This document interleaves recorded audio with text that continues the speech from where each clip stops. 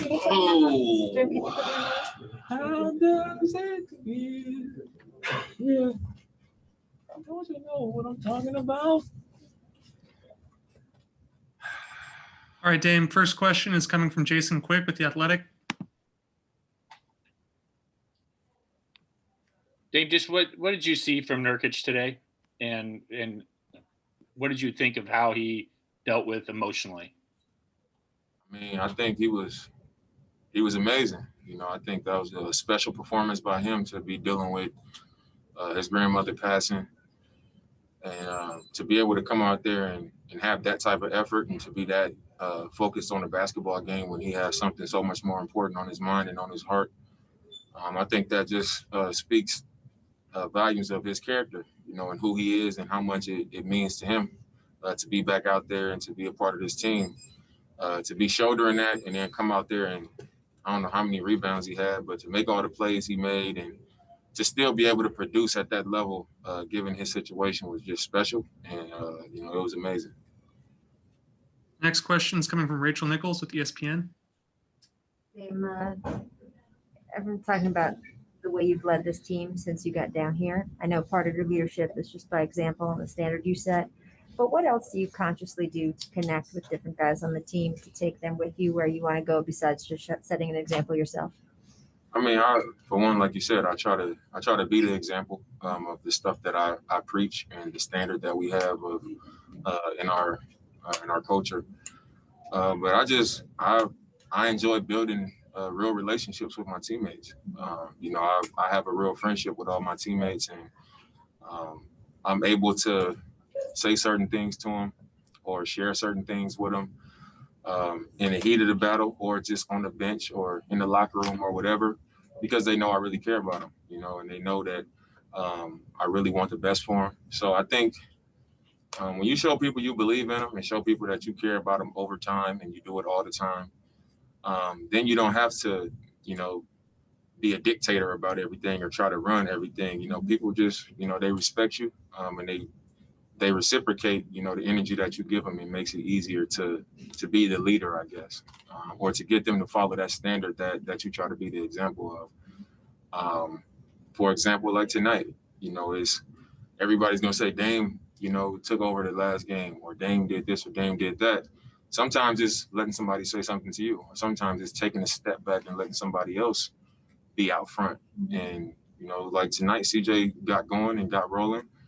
And you got to recognize situations like that and take a step back and allow that to happen. In the huddle, Nate said something to me about a coverage that we were supposed to be in that I messed up 2 times in the first half. And, don't say nothing. Just take what he's saying, be coachable, and just make the correction. I think stuff like that is also a part of leading. And I think when people see that type of behavior so consistent, they know that it's real and it's genuine, and then they follow that. Next question is coming from Dwight James with NBC Sports Northwest. Dame, a lot of people nationally are saying that you guys have a shot at the Lakers, or that you're going to beat the Lakers, et cetera. How do you see that series? What's your feeling about it? I mean, I've been seeing everybody saying, what we're going to do to the Lakers, but the Lakers, they're the number 1 seed in the West for a reason. They got the best player in the world on their team. But at the same time, we didn't fight as hard as we fought in the bubble to just say, all right, we the 8 seed and go out here and just get beat up on. We feel like we have a chance in the series against anybody in this league. We feel like we got a chance in this series, and that's how we gonna approach it. But we gonna approach it with a healthy level of respect for them, for ourselves, not as far as what anybody else has to say or what other people think. We respect them for who they are, and we have enough belief in ourselves to go into it feeling like we can win the series. I think it's that simple. Next question is coming from Mark Spears with ESPN. I want to see if you just talk about the fight CJ's been showing on his side of the team. I think it just shows the character of the guys on our team. You talk about what Nurk had to play with today and the kind of performance that he was able to have. The performance he's been having this entire time, coming fresh off injury, not playing for a year, knowing that he had, a sick grandmother the entire time, dealing with her passing today and still playing. CJ, his back has been messed up the whole time since the first game, and he didn't make no excuses. He didn't sit out. He didn't look for a way out. He just stayed with it. And I know who I'm stepping on the court with. And it's the reason why I got the kind of faith and trust in him that I do. And tonight, people saw, his character and who he truly is, when he's still hurt. And when it comes down to it, he rises to the occasion and had that type of game. So he was who he is, and that's what I expect from him. The next question is coming from Aaron Ventris with the Oregonian. Hey, Damian, a lot's been made about your scoring in the bubble, but I think today saw like the third or fourth time where late in the game you penetrated and kicked it back out to either Carmelo or Trent. It was Carmelo today for a big three to help propel the victory. What are you seeing on plays like that? What did you see on that play today? And just tell me why you feel so confident in other guys to make big shots and not just you. Well, I think I've scored the ball really well. So especially in a situation late in the game, I know that the defense is going to collapse and they're going to come to the problem. They're going to come to the ball. And a lot of times bigs like to they end up in the paint. Even when they want to stay home on a shooter, they end up roaming and trying to come help at the rim. So I think we've done a great job of just positioning guys where we want them, depending on who's going to help or where the help is going to come from. And this entire time, I had trust in all these guys, regardless. Melo's a Hall of Famer. CJ's a all-star level guard.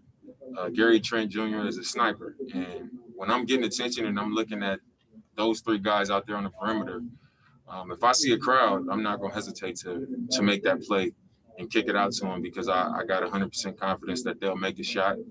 And I think over the last month, they've proven that they will make a shot. Melo's hit a bunch of big threes on the weak side. CJ, obviously, tonight you saw what he can do, and you saw it over the years past. And Gary Trent has probably made the most threes. Beginning the game or end the game, he's made 3 after 3 since we've been here in the bubble. So they've given me every reason to have confidence to make that play, and I think it also makes us harder to defend. So it's the right play to make. We got guys that can make the shot. They've shown they can make the shot. So I think it's part of why we've been able to pull out a lot of these close games that we've had. Final question is coming from Tanya Gangulu with the LA Times. You had a sense of how much pain CJ's been in. Has he shared that with you? I mean, I'm pretty much with him all day, every day. So we sit in the cold tub together. We, get in the hot tub. Then we do a little activation work in the pool. We go downstairs. We eating together. I'm always with him. So I know he's constantly getting massages. He's always in the cold tub. He's getting treatment. Doing all the things that's going to make him feel as good as he can possibly feel. So I know that, it's uncomfortable and it's painful. But he's doing everything to where he can go out there and do what he can for the team and perform. And that's being a professional.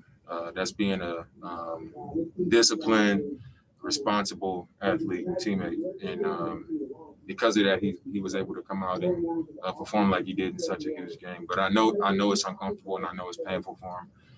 But he's doing everything that he can do to still be able to play. Melo's down there in CJ's.